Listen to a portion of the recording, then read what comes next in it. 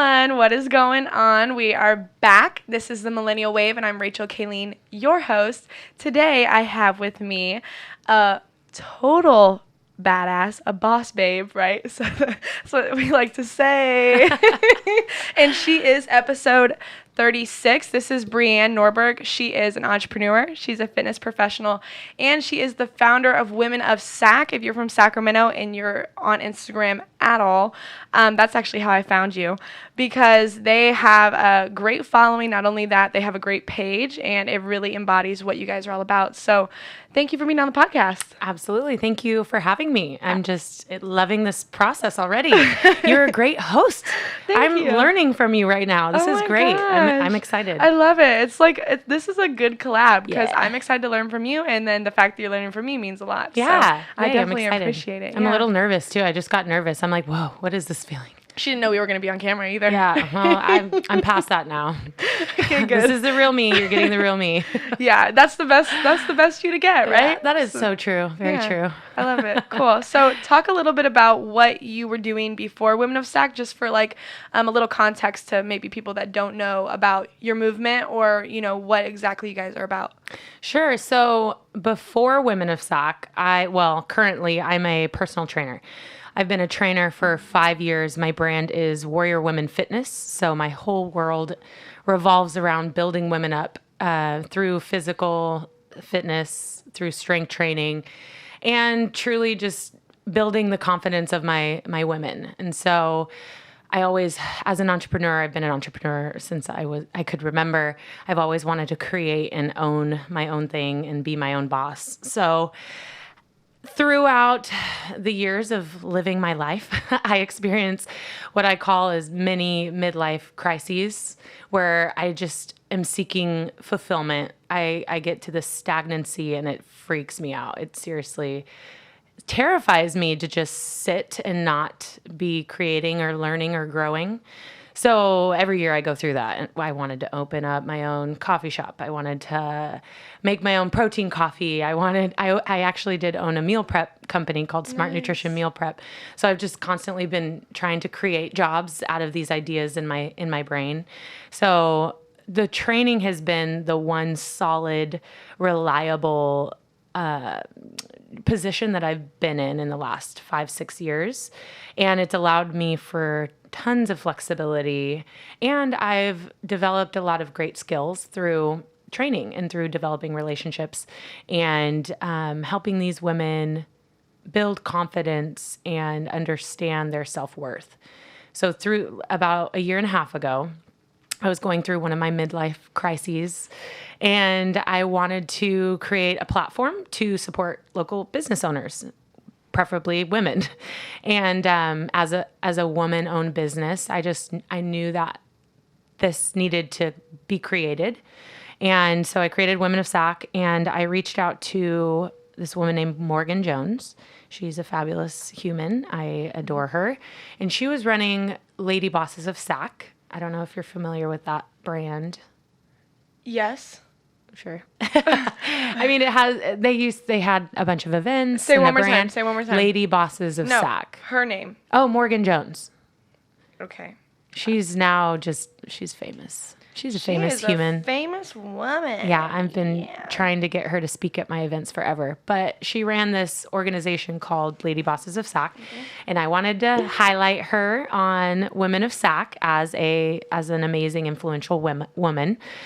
And I asked her if I could sit down and interview her. And when we sat down, she told me she wanted me to take over Lady Bosses of Sac because she was going into a new season of her life and wasn't able to fully put the time and energy into the brand.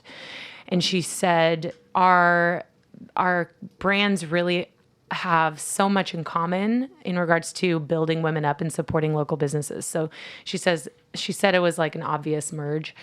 And obviously I was so incredibly grateful to have, she had a larger platform at that point of like 3,000 people on Instagram, and she was very intentional with how she built it. And so we rebranded about maybe a year and a half ago, earlier last year, and it became Women of Sac.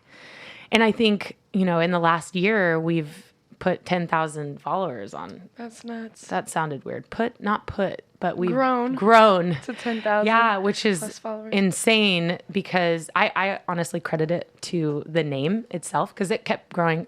I took a hiatus from it last year because it's a little overwhelming. I didn't really know what to do with it. But even as I was silent on the account, it kept growing because of the name. It's so powerful. Mm-hmm. If you're a woman and you live in Sacramento, you want to be a part of this. Yeah. So I credit that a lot to the growth in the last year.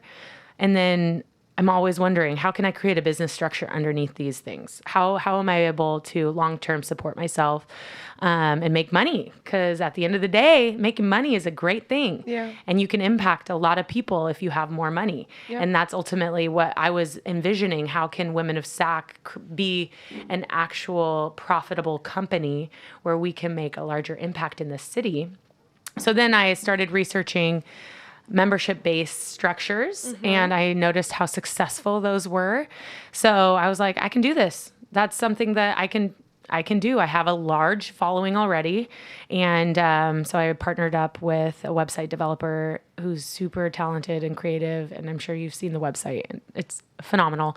Yeah. And she created the vision, or I created the vision. She implemented the vision, and we launched in January, our membership-based website.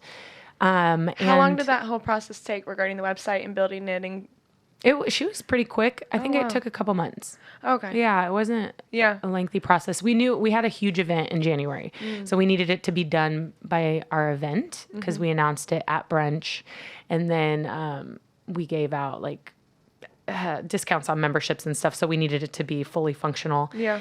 And from then, we have 170 members now. Nice. And the unique part of our whole structure, our whole business organization is we not only have a niche community of women who want to support local women-owned businesses, but we also offer like promotional services for businesses as well. So you don't necessarily have to be a business owner or an entrepreneur to be a part of the community. If you love Sacramento and you love supporting local women-owned businesses, then you definitely belong in the community. And then on the other hand, if you're a business owner needing support and encouragement, then you also belong here. So it's a really cool pairing, if that makes sense. Yeah. So yeah. I love it. So you would say this is like what you want to be your, I don't want to say legacy, but I also want to say this is what you're going to be focused on and working on for a long time. Yes. Okay. Absolutely. I feel like I was put on this planet for a higher purpose. And as of the last year, I feel I am walking in that purpose. And it's the most incredible feeling ever. And I see the impact that this community is making in other women's lives. Especially, you're catching me off of brunch. Like Sunday's event was so incredible and it impacted a lot of women. And seeing that just reminded me of why I have to do this and the impact it'll have on other people. So it's amazing. And I see myself fully walking into this position and continuing to make connections and relationships in the community. And yeah, it's been an amazing journey so far, and it just fills me with so much joy. That's awesome. And you mentioned a little earlier about how you were considering doing a coffee shop, and then you did a meal prep company and potentially coffee protein. So I want to know why, even though you did go through with the meal prep, like what kind of, someone that is a multi-passionate person, which sounds like you're a multi-passionate person, right? Yes. Sometimes you have things that you want to do, and I'm the same way. So how do you kind of stay focused on walking in that purpose with doing the right things rather than kind of expanding your mind to multiple avenues? Does that make sense? Like a multi-passionate person, how do they narrow it down? How do they pick one thing? Well, right now I can only focus on this one thing because there's so many moving parts. But when I have an idea, I fully pour into it all of my energy and focus to see it through. There were a lot of doors that closed along this journey, which is why I don't have protein coffee and I don't have a coffee shop or a nannying business, something else I wanted to do. But like, I put in the research, I put in the work, I put together the plan. If I have an idea, I'm like, run the numbers. Let's put together a strategy. Like, I am like 100% focused on figuring out if I can make this work.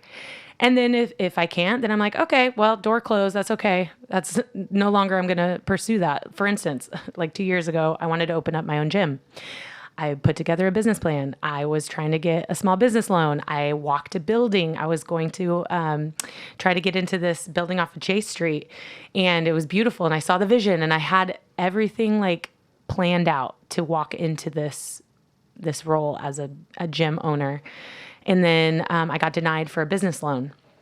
And as a spiritual person, I knew that was a door closed for a reason. And I was like, okay, this is not for me. And I'm grateful in hindsight, looking back, I know that that's not a position that I would have thrived in or enjoyed. Because honestly, I hate waking up at 5 a.m. Like, I've been up since 5 a.m. and I am exhausted and I'm not operating at my optimal level without a lot of sleep. And it's exhausting. Training is physically takes a toll. And I know that long-term, it's not sustainable for me. And I get bored easily. And I want something that challenges me.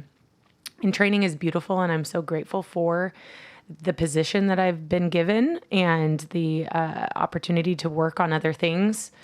But that was a door that closed. I focused 100% on getting to the point in which, I could no longer work towards it. And then I move on. And that's kind of how things have gone for me. And I'm grateful for that whole experience because it has allowed me to walk into this season of my life. And I'm so happy here. I love it. And that's really cool because at the end of the day, like, do you feel like that you being denied for that was like a meant to be thing? Absolutely. Okay. Absolutely. Okay. That's awesome. And I love how you mentioned the failures in it. Not necessarily the failures, but the things that have, prevented you from doing something that you thought you wanted to do until obviously a bigger blessing comes around. So sometimes everything does happen for a reason, but sometimes it takes a while for us to realize it, right? Yeah. And what I've been encouraging other people is like, you should look at failure as an opportunity to grow. And every opportunity, like every failure that is presented to me, because there's been plenty along the way, it means you're on the right path and it should be exciting. I was telling someone last night, she's getting out of the corporate industry into actually fitness. And that is something that I'm super passionate about, is helping other women realize that they don't need to hate their lives at a 9-to-5 job, and that they have a higher calling and a bigger purpose on this earth than just to, clock in, clock out, and just work for the weekend freedom.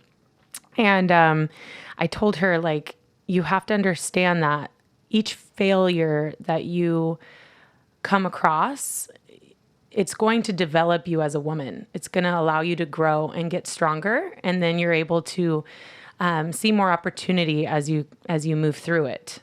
So yeah, failure is great. I love it. I love failure. It may not feel good in the moment, but you know that it's going to develop you as a stronger, more efficient human, right? Yeah. Embrace failure. 100%. Absolutely. For sure. So again, tell me how long Women of Sac has been around? The community, like the online community, has been around for 1.5 years. Okay. What month is it? It's September. So we launched in January. Okay. Officially, Women of Sac company, yes. Oh, okay. Got it. And is it just you, or is there co-founders, or? So I'm the founder, but I have like the most solid team that's continuing to grow right now, that I'm super excited about, because I've been wearing all the hats and it's been super draining, but I've been intentionally making connections and relationships with other women who have the skills and experience that I don't. And I'm delegating those tasks to them because they're going to be way better at executing those tasks. And that means the community and the business is able to grow. So I'm in this new season right now. Like, we're getting a new website developer, which is going to be exciting. We actually have a team meeting tonight at 5, and we're going to talk all about the different tasks that need to be tackled. And I'm just so excited. I can tell. So excited. Yeah. I know. And I'm like, That's I good. need more coffee That means to you love handle it. this. Yes, I love exactly. it. I love that you Regardless love of it. no sleep, like, I'm still super passionate and Yeah. full of joy most days. And that So, shows. Yeah. So, and you mentioned how you like to delegate. And I think that's so important because a majority of business owners are always wearing every single hat, right? They're doing everything for everyone all the time. So how do you delegate certain tasks without being too overbearing and controlling of what they do? Make sense? Absolutely. Yeah. That's, I've done, in this new season, I've been doing a lot of research on leadership, and I've changed the way that I interact with my team. And it is something that I'm a perfectionist. I like things done my way. And usually, in order for it to get done right, I have to do it myself. That's the mentality that I had. But that is not going to allow my business to grow, and it's not going to serve me in the long run, because wearing all the hats, you're just going to deplete yourself, right? And then you're not going to be as efficient, and things aren't going to get done as well as they could. So you have to be mindful of who you're deciding to allow to be a part of your business. And then you have to trust that they're going to have the business's best at the end of the day. So I have a group of women that are excellent at what they do. And so I just have to trust that they're going to take on the task and they're going to run with it. And then I have to take my hand out of it. I'll obviously overview everything and give the final yes or no, but you have to trust the people in your team and the people that you work with, that they're going to do what they do best, essentially. So it's hard. I'm trying not to be super overbearing. But like, I lack a lot of the knowledge that they have. So I'm just trusting, like, I know that you are really good at this, so I'm going to give this to you and trust that you're going to get it done. And then I just make sure that the deadlines are met and we have meetings and make sure everything is going according to plan. But it's so important to take things off your plate so you can focus on the things that you are good at and the things that you excel in. For instance, for me, it's being the face of the business. It's making the connections. It's hosting the events. It's speaking at the events. The back end work of the website, like even marketing and design. And I'm just not that great at that. And it's empowering, acknowledging where you could grow or where you need to delegate. And so those are the things that I want to take off my plate so that I can focus on building relationships where I excel in. Those are my strengths. So you just have to let go of control a little bit. And that's hard for people who are business owners, control freaks like me. So it's a learning process every day. Yeah. I try to educate myself in the best way to lead a team, and delegate for sure is something I'm very fond of. Yeah, I know how you feel. That's for sure. That's awesome. But I want to also say that this is a business and you've had other businesses prior. So it's all been like a growing process. And I'm sure that you've carried a lot of lessons from the other businesses into this new one. And it's probably going a lot smoother than it would have gone if you wouldn't have already owned businesses. Is that would you agree? Or is it just because it's a whole new niche industry type of thing? I think I've always been in the industry of helping people, so that hasn't changed. This is such a new concept for me in regards to everything behind the scenes. So with training, it's not that difficult. But with running a community and essentially like a promotional marketing agency. Like we're promoting businesses here in Sacramento. So that like learning, I don't even know how to run an agency. How do I do that? So I'm just filling my brain with all of that knowledge. That's been a challenge for me because I deal with these insecurities and the imposter syndrome of like, who am I to do this? I have no experience. I have no degree.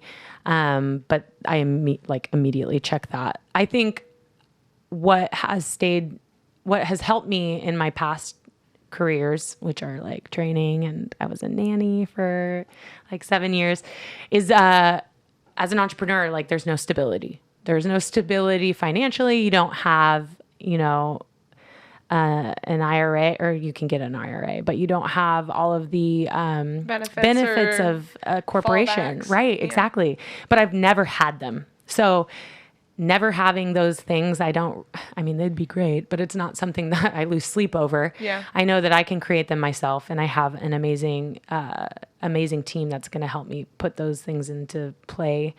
But I think that as an entrepreneur, you have to come to the understanding that things are not going to go as planned ever. Things are always, up and down, but you got to be firmly rooted in the fact that you're in the right place in your life. Yeah. Like I would never do anything else but own my own business or be my own boss. Like I could not stomach it. So knowing that, everything else is like, okay, I can deal with it. I can deal with the uncertainty. I can deal with the instability. I can deal with the ups and downs, ebbs and flows, because I'm firmly rooted in the truth that this will work out. There's no other choice but for this to work out. Whether Women of Sac grows, which I know it will, or I walk into a new season, I will always work for myself. I will always create what I want. And that's what's cool. Like we don't have to get degrees anymore. We can just like have an idea and be like, I'm going to make money from this. And you can, because if you can solve a problem, you can make money. Yeah. So that's what's really exciting, is that you don't have to hate your job. You literally don't have to hate your job. Do exactly what you love to do. You can create anything you want. And that's, I'm wanting to go into that like coaching world to help others understand, because they don't have the life experience that I have of like never having a corporate job. So that's all they know. And then going into that uncertainty, those scary waters, I'm like, dude, I will be your raft. Let's do this. Mm-hmm. Dive in. I will help you. You can do this. You don't have to be miserable. You have this one life, as cliche as that sounds. You want to live a happy life full of joy. And it's just, that's my thought process. So I want to encourage other women to understand, like, and men, I don't care either. Like we love all. Yeah, we love all. I'm just so heavily, obviously, Women of Sac. Yeah. But that you can do whatever you want to do and live a life that you create and that you love. And I think that that's so powerful. And I believe that a lot of people want that. I feel like everyone that's unhappy wants that. Everyone wants it, but that doesn't mean that they'll go out and get it. So what are some ways that you would tell somebody that they can kind of prepare themselves for that entrepreneur journey and choosing to step away from something that doesn't serve them to something that's brand new, uncomfortable, scary, makes them nervous? What would you say that they should do just at the beginning to kind of jump into things without having that fallback of a job? Yeah, so that's tough. I think that the first step, you have to be more mindful. You have to really develop a strong relationship with who you are. You have to have confidence in who you are and your abilities, because if you are insecure and you're unsure and you go into the season, you're going to get wrecked. So step one, start learning more about yourself. Take some personality tests, read some books. The Energy Bus is a fabulous book that I just that I read. Energy Bus, John Goodman. Oh man, it's okay. The other one I just finished was Find Your Way. Oh my gosh, start there. Find Your Way, Carly Fioroni. I say that wrong every time. Find Your Way. So that book is so good. Yeah. What's one thing you learned from it? Oh my gosh. I was just thinking about that. I finished it yesterday. I'm like, okay, so let's good job. summarize this book. I'm like, I can't remember anything. I took a bunch of notes. You remember how you felt though. Yes. And it was very empowering. Yeah. And it's a lot of things that I already knew. But it just like kind of reaffirmed those things. So just develop a better relationship with yourself and figure out what you're passionate about, what brings you true joy. So that means you have to really step outside your comfort zones and try new things. Yes. Because someone who has only done certain things, they don't have the experiences of other people who have, traveled, who have tried a different career, who have learned something new. Like I found out that I really am great at graphic design. Wow. And I would have never known that until I created this business. And I literally would sit in my office for hours, just create like super detail oriented. Like I love to do things. If I'd prefer to do everything myself, but like a lot of the things I don't know how to do. But with graphic design, I'm a Canva wizard now. I know that's not like super, it's not like a photo editor. Photoshop? Whatever. Yeah, see? I love Canva. I love Canva. Yeah, I just created something on Canva. Girl, I need to show you my brunch booklet. Yes. So like, I learned that I'm really good at that. And guess what? If I wanted to, I could probably charge someone that. Mm-hmm. I could charge someone for my services. I may not be excellent, but I have confidence that someone would buy the stuff that I make. Yeah. I also made a website that's really good for another business. Oh, this is another business I created recently, a month ago. It's called Take a Health Break. It's like a corporate fitness thing. Oh, that's cool. Which I don't know what I'm doing with that. But I bought the website, but I Oh made my a God, you're website. so And I'm like, funny.